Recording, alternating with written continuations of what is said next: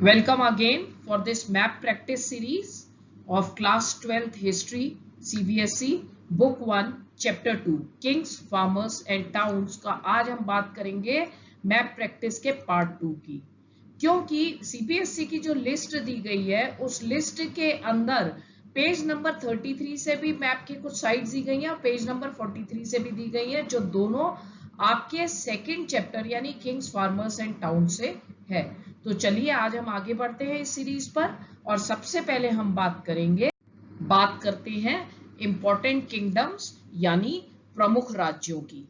और प्रमुख राज्यों में सबसे पहले आप ये देखिए, ये जो है ब्लिंक हो रहे हैं कुषाण यानी कुशानास का एम्पायर जो था वो मध्य एशिया से लेकर पश्चिमोत्तर भारत यानी नॉर्थ वेस्टर्न एरिया भारत के वहां पर, और कुषाण शासक जो कनिष्क है उसके बारे में हम सब जानते ही हैं। अब चलिए हम आगे बढ़ते हैं और यहाँ पर ब्लिंकिंग स्टार्ट हो गई है गुप्तास पर। ये वही गुप्तास है जो समुद्रगुप्त है, एक बहुत बड़े शासक हुए हैं, और गुप्तास की ही जो बेटी थी प्रभावती गुप्त, उसका विवाह वाकाटक नरेश से हुआ था। और वो जो है जो गुप्ताज है वो पढ़ते हैं आज के यूपी से। अब हम आ गए मध्य प्रदेश की तरफ, जो भी दक्खन पठार मध्य का है वहां पर इन वाकाटकाज ने शासन किया था।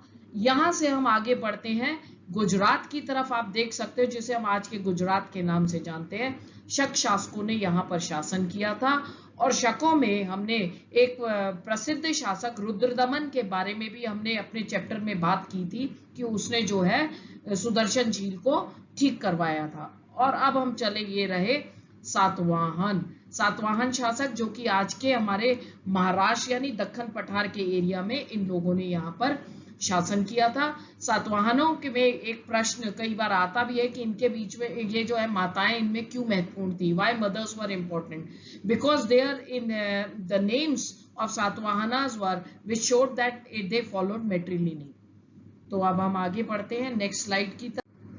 तो इसी सीरीज में आगे बढ़ते हुए अब हम इंपॉर्टेंट किंगडम्स की हम बात करेंगे साउथ इंडिया में। ये रहा आज का केरला का एरिया और ये है तमिलनाडु स्टेट। अब यहाँ पर जो है तीन प्रमुख हुए थे, चोल, चेर और पांडे। आज के केरला में ये देखिए, ये था चेर राजाओं ने शासन किया था, और ये आ गए हमारे चोल शासक जो आज के तमिलनाडु में है, और यही तमिलनाडु में नीचे टिप पर ये आते हैं पांडे। इन तीनों का नाम जो है संगम लिटरेचर, संगम साहित्य, जो कि हमारे लिए एक बहुत इंपॉर्टेंट हिस्टोरिकल सोर्स है, उसमें इन तीनों का नाम आता है। अब हम बात करेंगे 600 BCE टू 600 CE के बीच के इंपॉर्टेंट सिटीज या टाउन्स यानी प्रमुख नगर। ये याद करने का बच्चों एक बड़ा ही बढ़िया तरीका है जो आप यहाँ पर देख सकते हो। विदिशा जो कि आज के MP में पड़ता है, और यहाँ विदिशा को आप ब्लिंक होते भी देख रहे हो। विदिशा का MP, यूपी से मास्क में MA आपका हो गया, MA स्टैंड्स फॉर मथुरा, जो मथुरा जो है दिल्ली बॉर्डर पे पड़ता है। और ये आप देख सकते हो मथुरा ब्लिंक कर रहा है, यानी विदिशा का MP यूपी से मास्क खरीदकर बिहार के वैशाली पहुंचा। ये याद करने का एक तरीका है। विदिशा का MP यानी मध्य प्रदेश में विदिशा पड़ता है, तो विदिशा का MP। यूपी से mask, MA stands for Mathura, और फिर S स्टैंड्स फॉर श्रावस्ती जो आज के नेपाल बॉर्डर के पास है, और श्रावस्ती से थोड़ा सा नीचे आपका आ जाता है कन्नौज। तो MA for Mathura, S for Shravasti, K for Kannauj. Vidisha का MP यूपी, क्योंकि ये तीनों उत्तर प्रदेश में पड़ते हैं, यूपी से मास्क खरीदकर बिहार के वैशाली पहुंचा। तो बिहार में, आज के बिहार में पड़ता है वैशाली।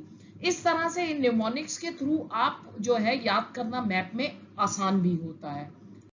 प्रमुख नगर यानी इंपॉर्टेंट सिटीज और टाउन्स में अब हम चलते हैं साउथ इंडिया की तरफ। और साउथ इंडिया में आप ये देखिए, आज का जो गुजरात है, गुजरात में बिल्कुल समुद्र के किनारे आप देख सकते हैं रेड जो टिप है, ये एक पोर्ट टाउन था भृगु कच्छ, और हिंदी में हम इससे बोलते हैं भरूकच्छ। और दूसरा ये आता है पोहार जो कि आज के तमिलनाडु में, और ये भी एक पोर्ट सिटी है। तो व्यापारिक जो उस समय में जो ट्रेड होता था अन्य क्षेत्रों के साथ देश से बाहर, हो सकता है कि ये दोनों इसलिए इंपॉर्टेंट ट्रेडिंग सेंटर्स रहे होंगे। तो चलिए अब हम बात करेंगे आज के गूगल क्विज की। लिंक आपको जो है, जो वीडियो डिस्क्रिप्शन में नीचे दिया गया होगा यूट्यूब के, उसमें इंग्लिश में भी क्विज है, हिंदी में भी क्विज है। पूरे वीडियो को अच्छे से सुनने के बाद आप क्विज को कीजिए। अगर आप पूरे मार्क्स उसमें नहीं ले पाए हैं तो इंग्लिश में करने के बाद फिर हिंदी वाला अटेम्प्ट कर लीजिए, और उसी तरह से हिंदी वाला स्टूडेंट हिंदी में करने के बाद अगर उसको सेटिस्फेक्शन ना हो तो वो इंग्लिश वाला जो है इसको क्विज को अटेम्प्ट कर सकता है। उम्मीद करती हूँ ये आपके लिए बड़ा बेनिफिशियल होगा। So thank you very much. और आज चैप्टर 2 का हमने किया है। चैप्टर 3 के अंदर कोई मैप का सीबीएसई ने लिस्ट नहीं दी है। चैप्टर 4 के मैप हम नेक्स्ट जो है एपिसोड में आपके साथ आपके सामने लेकर के आऊंगी। अगर पसंद आया तो लाइक कीजिए और सब्सक्राइब कीजिए। Thank you very much. Myself doctor Harita Arora.